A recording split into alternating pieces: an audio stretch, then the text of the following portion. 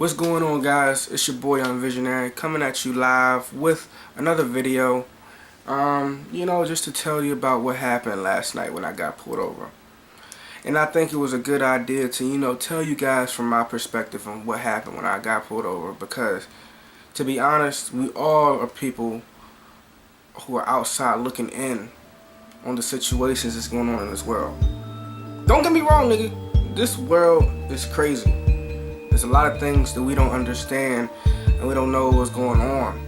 And all I see on my timeline is a lot of hatred, a lot of anger. And you know what? I'm not mad. I'm not mad at the fact that people are angry. But I'm mad that their opinions is not what you would see if you were in that situation, if your family member was in that situation, your brother, your sister. But anyways, let's get into the story.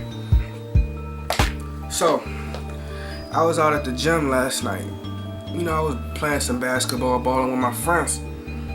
Up Lifetime, about 2 o'clock in the morning, that's what we do. And I'm on my way home, driving. It takes like a 20-minute drive to get back to my crib. And where I live, there's always cops around, always.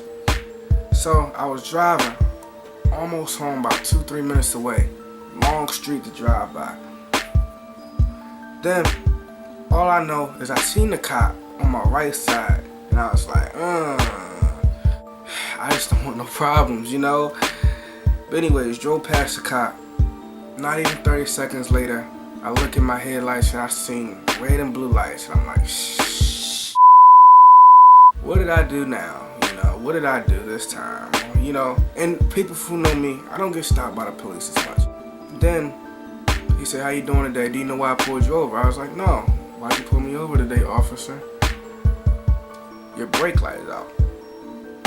I had no clue my brake light was out, to be honest.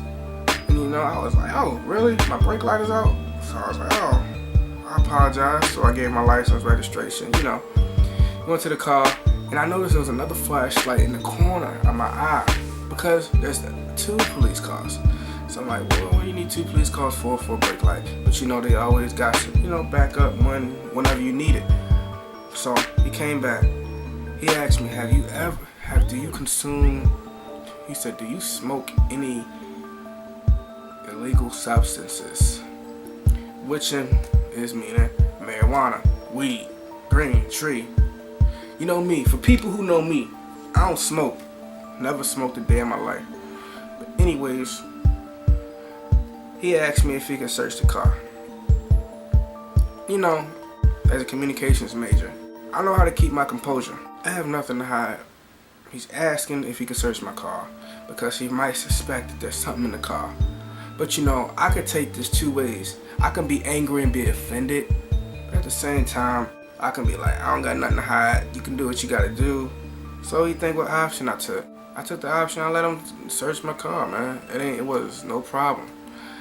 So I let the dude search my car, and I was talking to the other police officer who was flashing the flashlight. Talked to him. He was talking about different situations going on, and since it was my opportunity, and I don't really talk to cops like that. And I asked him, I was like, how long you been on the force? He said about 6 years. And I said, what was your job before this? He said he was an electrician. An electrician, guys.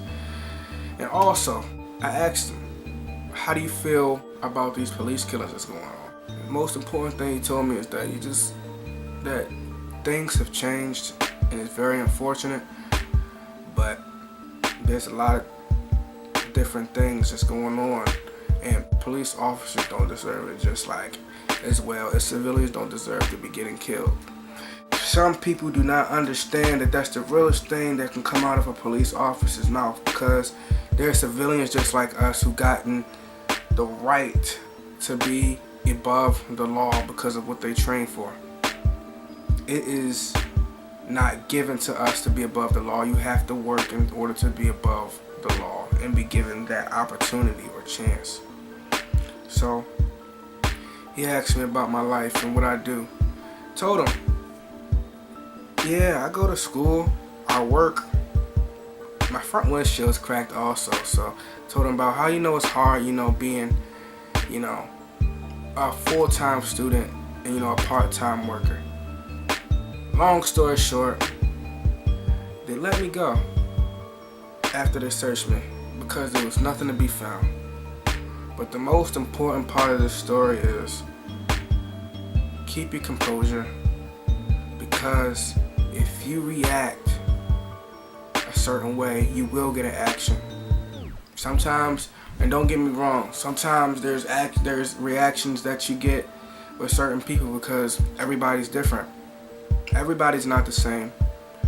Everybody's not going to react the same way that I react in the situation, because I know who I am. I'm a smart, educated young man.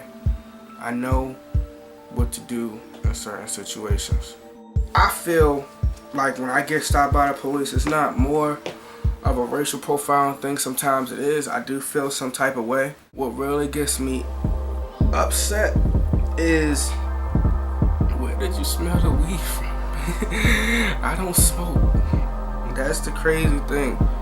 You know that black people are getting killed in this world, and it's crazy. It's crazy that people are getting killed by the police. It's very unfortunate.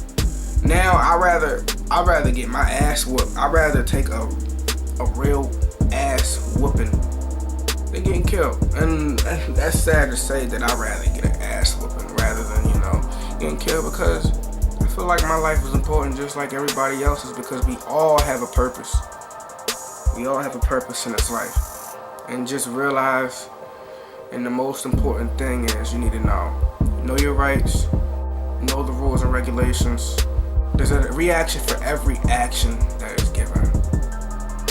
Anyways, this is your boy YoungVisionary, and we're coming back with some more videos very soon. Y'all take care, y'all be safe. Woo!